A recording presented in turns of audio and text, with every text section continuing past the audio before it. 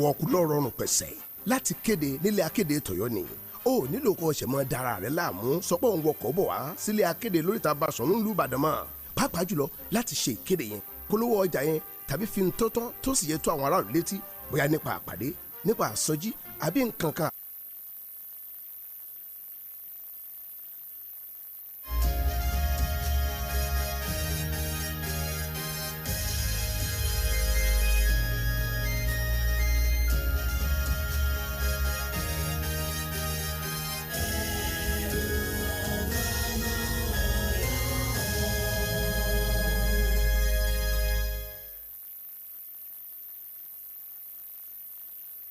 A warm welcome to you. Thank you for joining the midday news on BCOS television.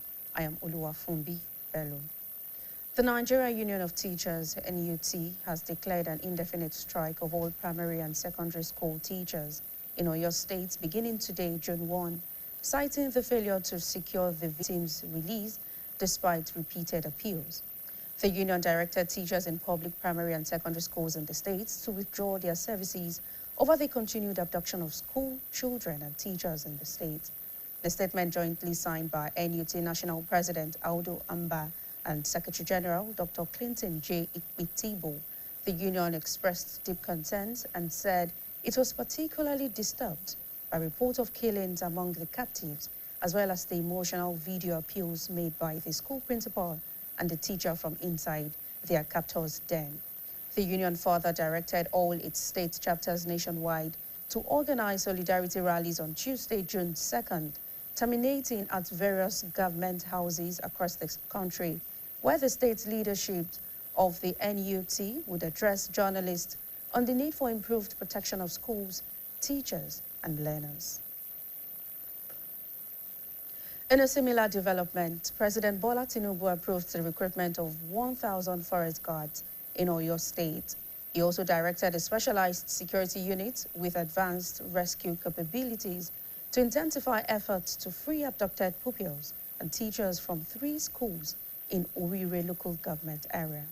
According to a statement signed by the Special Advisor to the President on Information and Strategy, Bayo Ononuga, a high-powered federal government delegation conveyed the presidential directive to community leaders and lawmakers during a visit to Esienle and Yawata communities.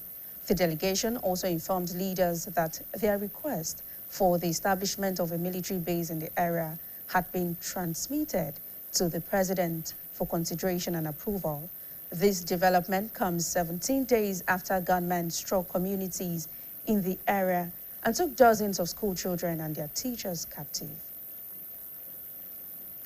In the meantime, the special assistant to President Bola Tinubu at social media documenting kidnapping incidents, saying public updates on rescue operations could compromise security efforts as armed groups also monitor social media. His comments came today amid renewed criticism online over the handling of recent school abductions, with some users accusing the government of failing to provide sufficient assurances on rescue operations. Responding via his X handle, Olusegun argued that operational secrecy was necessary to protect victims and security personnel, insisting that law enforcement agencies must be allowed to work without public disclosure of sensitive details. He added that the priority remained securing the safe actions that could endanger ongoing operations. Meanwhile, the Oyo State Governor, Engineer Seyi Makinde, has met with families of victims recently abducted in Orire local government area, appealing for patience, understanding, and cooperation. Families, community leaders, and residents at the open field of Hauru Esienle LA Basic School assure them that his administration would leave no stone unturned in ensuring the safe rescue of the abductees. Details of the governor's visits to Orire local government are presented by Governor's Office correspondent Olaleko Sulaiman. The Oyo State at local authority basic school Hauru Esienle at exactly 6:29 p.m. on Saturday, where he was received by families, friends, and relatives of the victims of the recent security incident in Orire local government area. The atmosphere was solemn and subdued as the governor consoled family members of the abductees, many of whom became emotional while appealing for safe release of their beloved ones.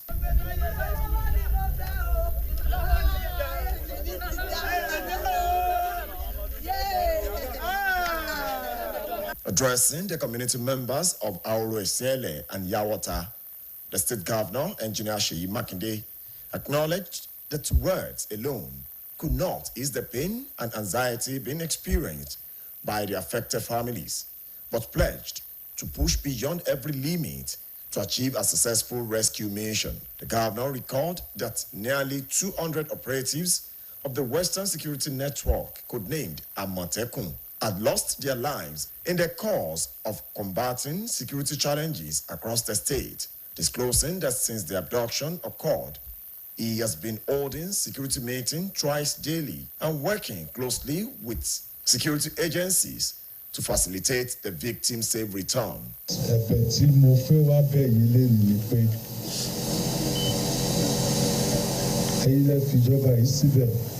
And we are responsible to you.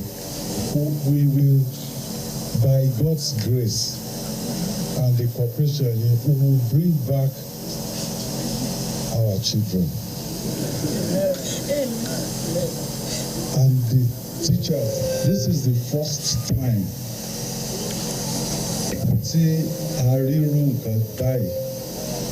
anywhere in Nigeria in terms of our makeke tí wọ́n gbé. Tó bá jẹ́ ọmọ secondary school ni, a lè understand ikú tí ń ṣẹlẹ̀ everywhere. He further noted that while the family and communities are deeply hurt by the incident, he also shares in their grief